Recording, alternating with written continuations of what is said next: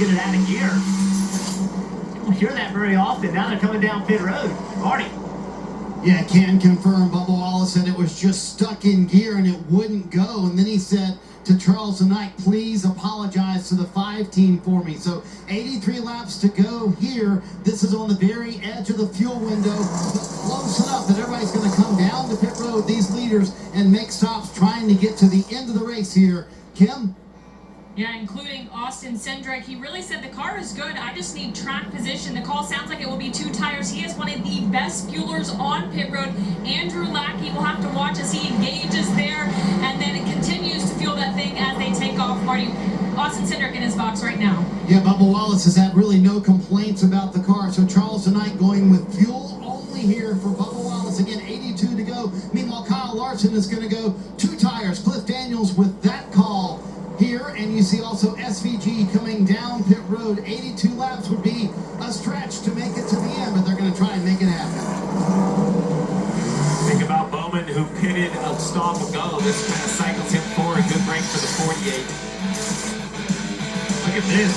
Down in turn 3, William Byron with a lucky escape. Reddick with a lucky escape. SVG, not so much.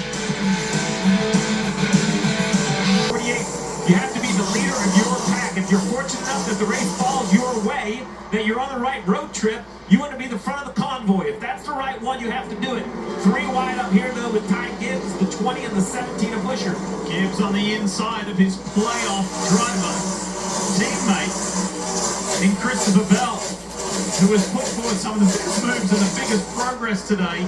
Now Bell tries to return the favour, can't quite do it. Ryan Blaney comes up into the mix. Oh, Bell up the racetrack, kind of ran the 12 of Blaney out of the groove. I wouldn't mess with Blaney right now. He's hot. Got spun out earlier by by Larson.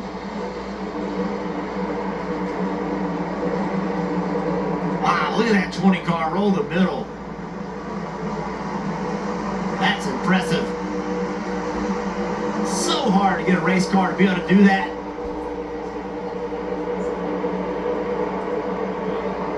Comes the 8 of...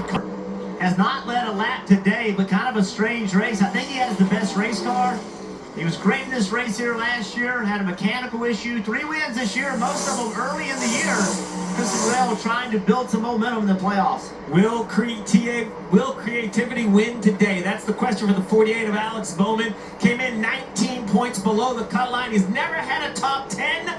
But of all the cars that could make it on fuel, the 48 is leading per the radios. They need a couple caution laps. We'll see if they can find a way to stretch their tank.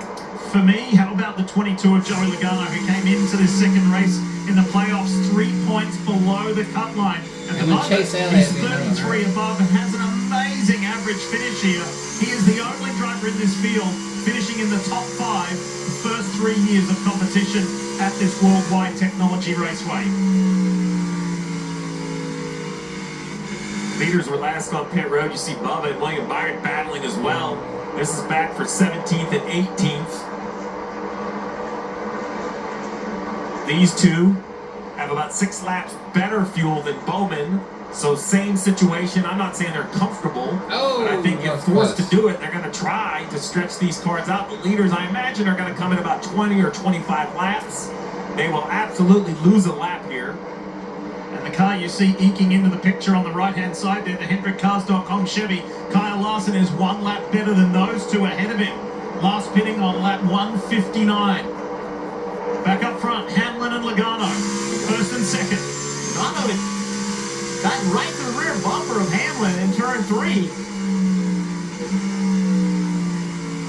Logano able to roll the middle, the bottom, the lower line just a little bit better, able to make up ground on Hamlin.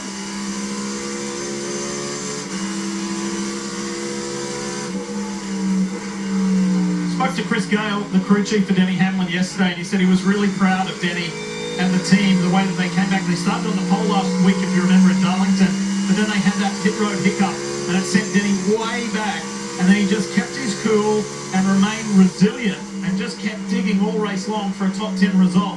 And he said that's the kind of stuff that you can build a championship run on in the playoffs.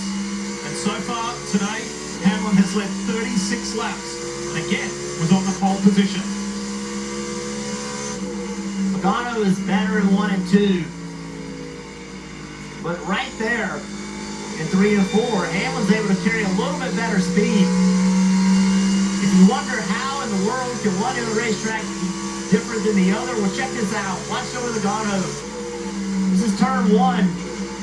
Heavy braking, very tight radius. This corner is much tighter radius than 3 and 4. Watch the difference as he goes into turn 3.